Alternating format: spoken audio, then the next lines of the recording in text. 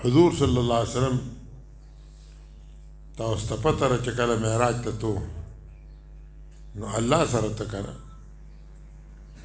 نو الله دربار کې هدیه پیش کولو نو الله سره څه کمی شته وایشته هېڅ کمی نشته نو هلته هغه دربار ته عاجزي وړه څه یې وړه التحیات لله والصلوات والطیبات چې دا عاجزي وړه نو د هغه طرف نه درې دروازې کولاو شي السلام علیک ایها النبی ورحمة الله وبرکاته د رحمتونو د برکتونو دا دروازې کولاو شي حضور صلی الله علیه وسلم داسې استوا الله دې موږ ته د هغې د اتباع توفیق راکړي داسې استوا چې په هېڅ حال کې خپل امت نه دی هېر کړی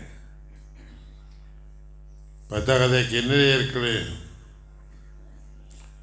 په صراط دی نه هېري او چې کله ورته براق راشي او بره باندې به ځي نو هلته هم به نه هېري خو مونږ او تاسو هغه هېر کړو مونږ د هغه سنت هېر کړو په پټ کې مونږ شرمېږو سنت لباس باندې مونږ شرمېږو یا به دا کالر دی کالر او کپ دا دواړه یهودیانو د خپل شعار د پاره په مونږ کې چې مونږ به یې کونه نو تاسو چلې جوړ کړو چې مونږ د هغې کار وکړو هغې صلیبه چې دا ټای نه ټای دا دې لپاره چې هغې وایي چې عیسی علیه السلام پاتې شوی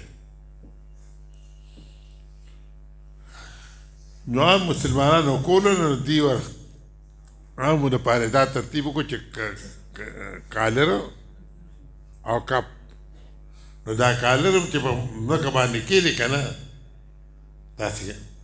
او دا پټی داسې کته راشي نو دا به هم تا ته څه ښکاره شي ټای ښکاره شي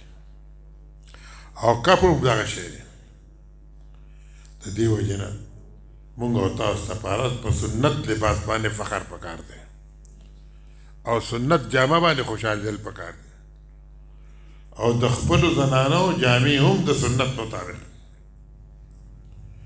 چې ښې اوږدې او ښې ارتي ځکه چې تنګه جامه او ډېره نری جامه دا دواړه ناروا ده د زنانو لپاره حضور صلی الله علیه وسلم د هغې نه عجیبه تعبیر کړی دی کاسیات عاریات کاسیات عاریات مائلات ممیلات ورؤوسهن کاسنام البخت وایي دا به زنانه به دا به پټې بربنډي سي کاسیات عاریات جامې به وي او به بربنډي مائلات ممیلات او دی به سړو طرف ته مایله کېږي هغې ته ځان ښکاره کېږي هغې به دې طرف ته رؤوسهن کاسنام البخت او سرونه به یې داسې لکه د کوچي اوښ کوهان په شان دی ځکه چې حضور صلی الله علیه وسلم ارشاد دی الحمد لله الذي زين الرجال باللحى وزين النساء بالظواهر هغه ذات دپاره حمد ثنا ده چې نارینه خو په ږیرو ښایسته کړي دي په څه نارینه په څه ښایسته کړي په ږیرو ښایسته کړي دي او زنانه په کونسو ښایسته کړي دي په څه په څه باندې کونسې پېژنې که دا یې ښایسته کړي او